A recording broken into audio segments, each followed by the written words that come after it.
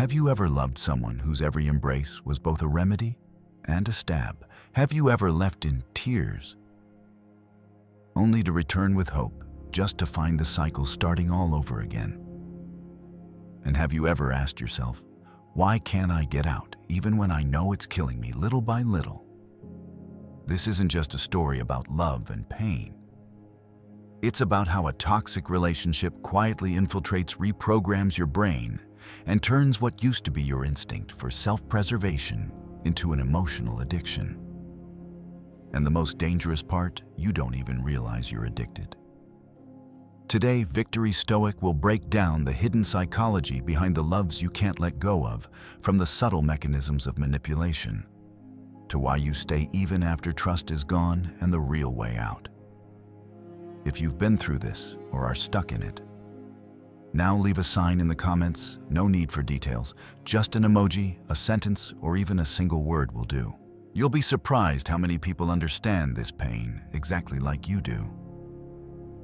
There's one thing outsiders always say to you, sometimes in sympathy, sometimes with a sneer: just leave. It's easy. Why keep putting up with it? Sounds simple enough. But if it were just about making one decision, you would have left a long time ago, wouldn't you? The truth is, this isn't about weak will or lack of courage. You're not lacking strength. You're not addicted to suffering the way some think. What's binding you is a sophisticated psychological cycle, one that's been quietly rewriting your brain bit by bit until you believe that staying is the safest choice. Imagine your brain as a computer.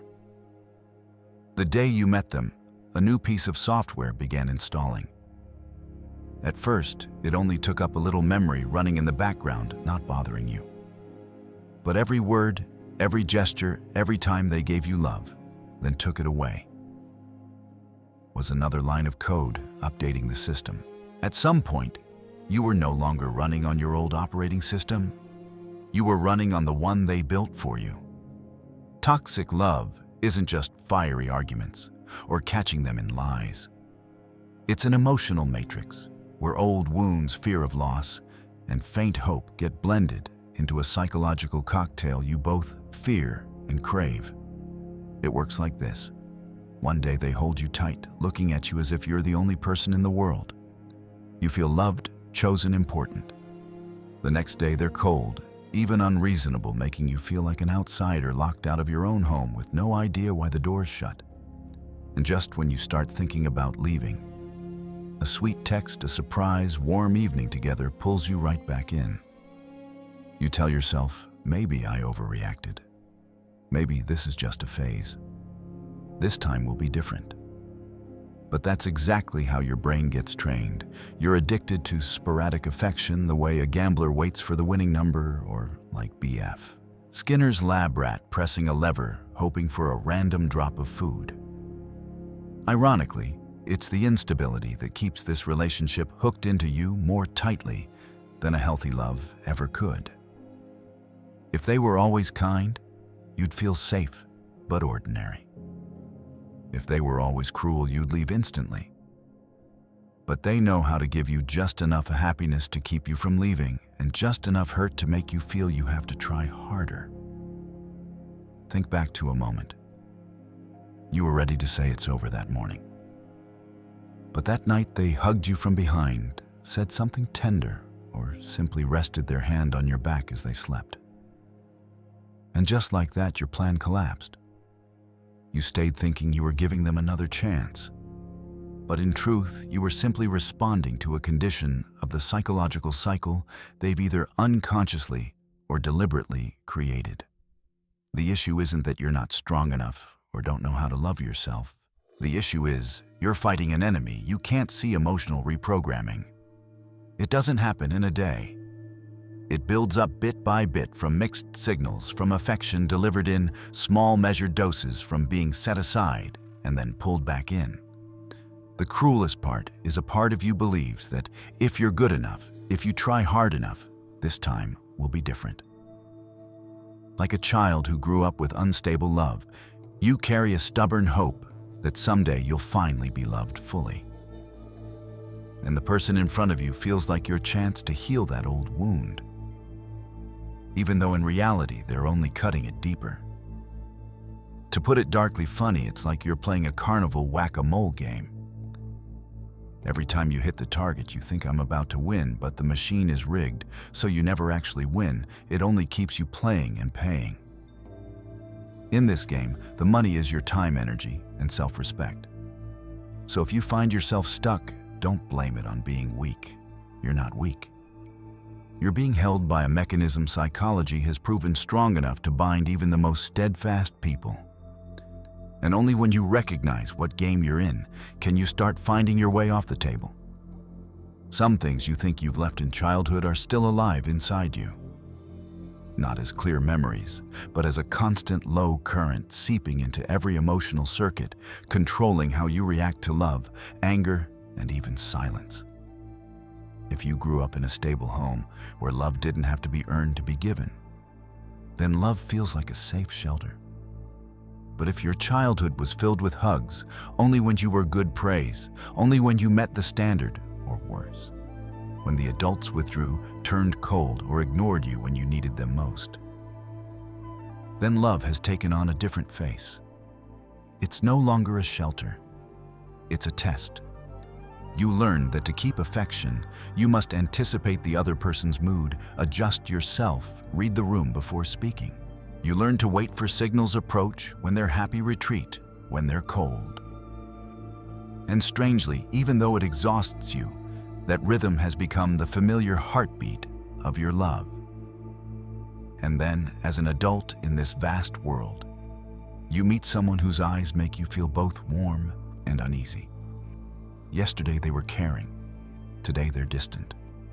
One text message can lift you to the clouds, one stretch of silence can sink you to the bottom. Others look at it and see something wrong, but you feel it's familiar. It's not because you crave suffering or are addicted to drama. It's because the deepest part of you has lived in this rhythm long before you even had words for it. Like someone born beside a stormy sea, the sound of crashing waves feels more reassuring than standing beside a perfectly still lake. The irony is, when you meet someone who's consistently steady kind and doesn't make you guess, your heart doesn't pound the same way it does with someone sunny one moment, stormy the next. Not because peaceful love has less value, but because your body doesn't know how to live in it. It lacks the adrenaline, the sense that you have to fight to keep it.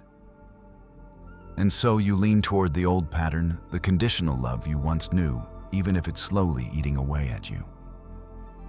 This is the paradox for many trapped in toxic love. They aren't seeking pain, but they are drawn to what's familiar. And for them, familiar equals safe, even when in reality it's just the same old loop of wounds that never healed. Others will say, just choose someone kinder. But they don't understand that for someone who grew up with unstable love, absolute kindness can feel like a foreign language. You can hear it, but you can't feel it. And when you can't feel it, you'll drift back to the chaotic emotional spectrum you once called normal. And so, childhood lives on, not through memories, but through the very person you choose to love. Have you ever wondered why you know you should leave, yet your feet just won't move? It's not because you're weak, and it's not because you enjoy suffering. It's because you're tied down, not with rope or locked doors, but with strands of psychology fine as silk, yet strong enough to hold an entire life. These threads aren't wrapped around your wrists. They're wrapped around your memories, your fears, and the way you see yourself. And the cruel part is, they don't tighten all at once. They tighten a little, then loosen, then tighten again, just enough for you to feel uncomfortable, yet still believe you're free. I call them the 3 binding mechanisms, 3 tricks toxic love uses to keep you staying, even when you know it's slowly killing you. And the first mechanism is what science calls intermittent reinforcement. Binding mechanism number 1, intermittent reinforcement. Imagine you're a bird in a golden cage. you're not always hungry. Some days you're fed on time by warm, gentle hands. Other days, nothing, just a shadow passing by. And it's precisely that inconsistency that keeps you from ever giving up, because you never know when the next feeding will come. This isn't just a metaphor. Psychologist B.F. Skinner once ran a famous experiment. He had a rat press a lever for food. When food appeared consistently, the rat's interest faded. But when food appeared unpredictably, sometimes after one press, sometimes after 10, the rat became obsessed, pressing nonstop, unable to stop itself. Toxic love works the same way. One day they hug you, speak softly, and make you believe everything's fine. The next day, they're cold as ice, leaving you to sink into confusion. You start thinking, I must have done something wrong yesterday. Next time, I'll try harder. And just like that, you've stepped into a game you never agreed to play. Little by little, your standards drop. At first, you wanted a love that's whole presence, respect, warmth. But after enough cycles, you start feeling satisfied with a short text, a rare smile a night, without an argument. You start eating crumbs instead of the whole loaf, and you tell yourself, this is enough. The Stoic philosopher Epictetus once said, if you want to improve, be content to be thought foolish and stupid. He wasn't talking about enduring emotional deprivation. He was talking about not letting others define your standards for living. In toxic love, you're led to believe that wanting a decent, respectful relationship is naive, and that asking for respect is selfish. Once you accept that you've handed over the right to define your happiness, intermittent reinforcement doesn't just keep you hooked with hope, it trains you to forget you ever deserved more. Imagine a couple in Boston, let's call them Mark and Emily. Mark is a mild-mannered software engineer allergic to drama. Emily is smart, charming, and has a magnetic presence that makes Mark feel lucky every time she walks into a room. In the first few months, their love feels like a romantic movie. Good morning texts, everyday surprise dates, weekend getaways full of laughter. Mark thinks, this is the person I'll spend my life with. But somewhere along the way, Emily starts disappearing into strange silences. One week she's warm and affectionate like the early days. The next, she's distant, replying to messages with curt words, avoiding his gaze at dinner. Instead of getting angry, Mark feels afraid. He wonders if he said something wrong. Maybe he got too caught up at work and forgot an important date. Maybe last night he wasn't attentive enough, so he tries to make up for it. Buying flowers, booking her favorite restaurant, taking time off work to be with her. And when he does, Emily smiles again, hugs him, and Mark feels he's done the right thing. That brief joy is enough to make him believe the relationship is still safe. But soon the cycle repeats. Coldness, then Mark's anxiety. Mark tries harder. Emily warms up, Mark relaxes. He doesn't realize he's been conditioned just like Skinner's rat. And with each completed cycle, his standards drop a little more. At first, Mark wanted steady, consistent affection. Now he feels lucky just if Emily doesn't hang up on him mid-call. What Mark is addicted to isn't Emily herself. It's the rare moments she makes him feel good enough. And those rare moments keep him staying far longer than real love ever would. But that cycle of unpredictable rewards is just the stage curtain. Behind it is an even more skilled director, someone who not only manipulates your emotions, but redefines your reality. It starts subtly.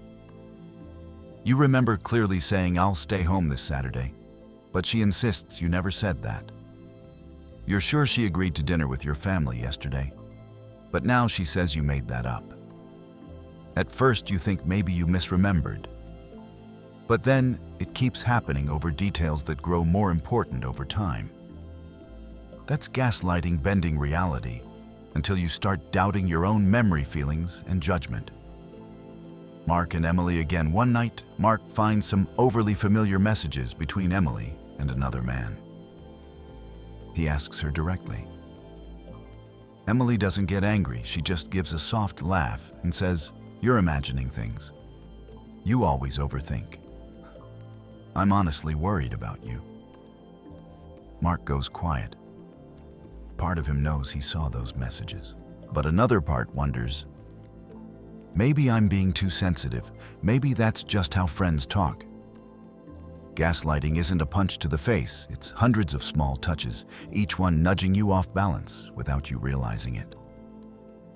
And while you're still reeling between "I misremembered" and "she's telling the truth," another blow lands: projection.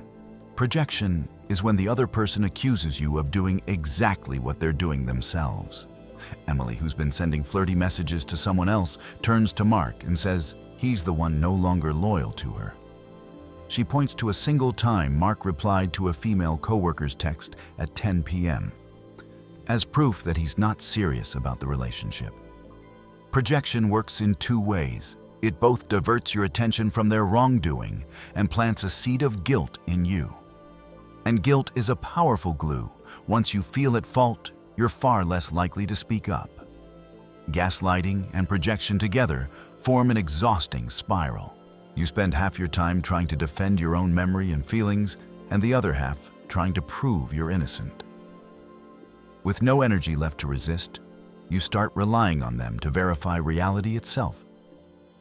You ask, "Did that really happen?" and take their answer as truth. A friend of mine once compared it to living in a house where every mirror is hung by someone else. Wherever you look, you only see the image they want you to see, never the real you. The cruelest part is this: the longer you're gaslit, the more you feel you need them.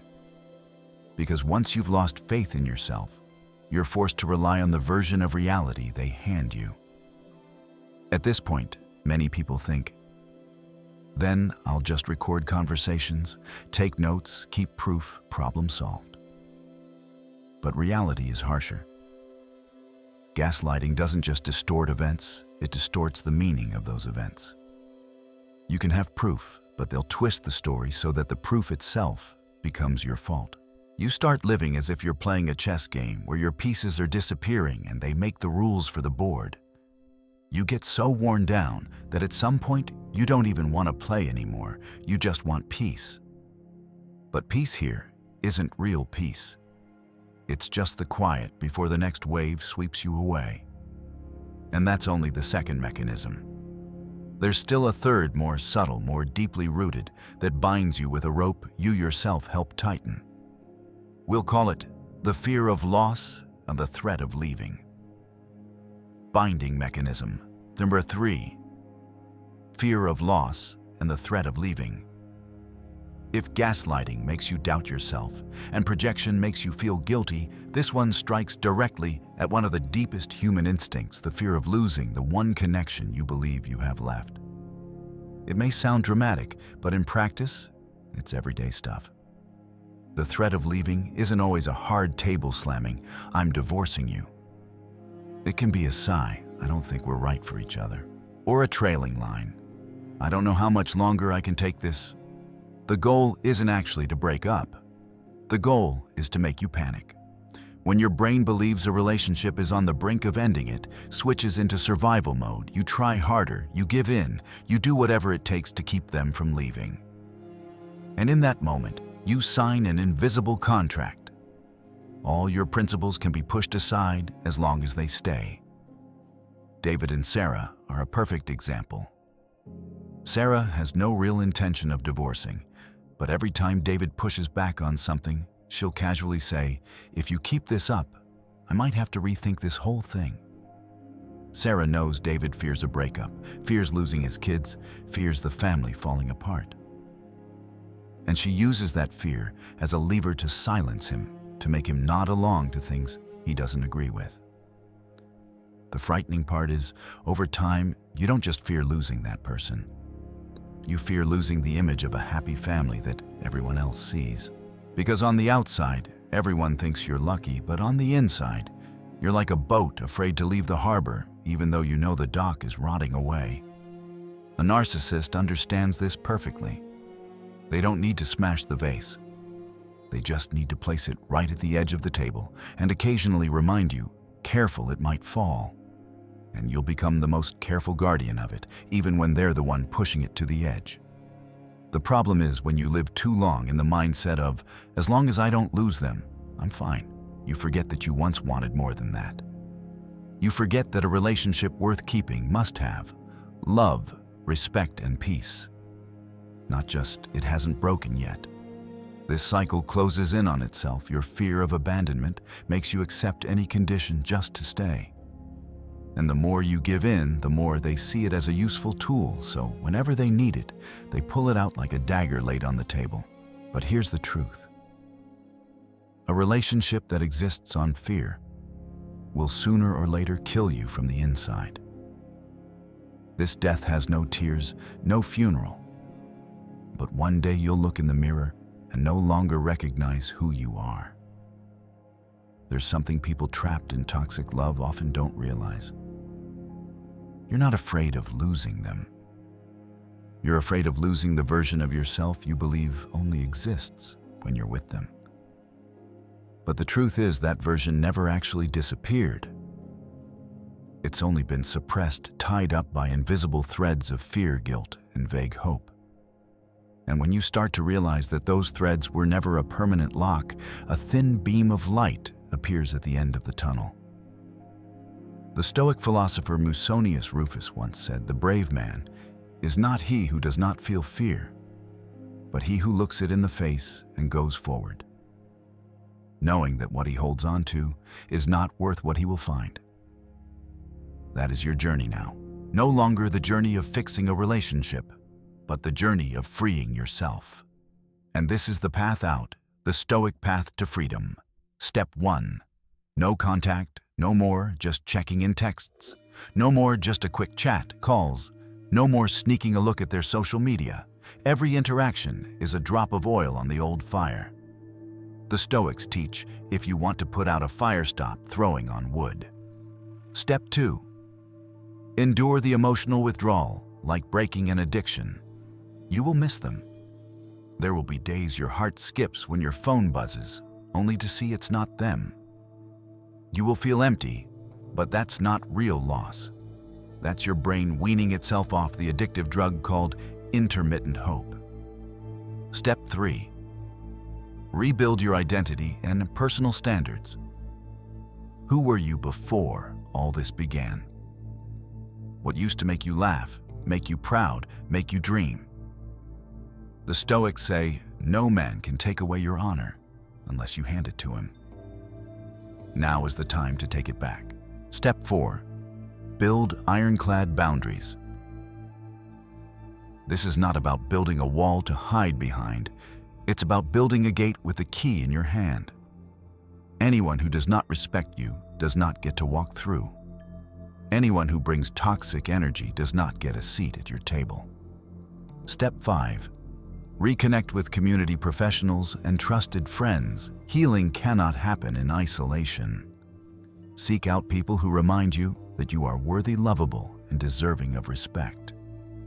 As Marcus Aurelius once wrote, "A branch cut from the tree will wither, but when grafted back to the tree, it will flourish again."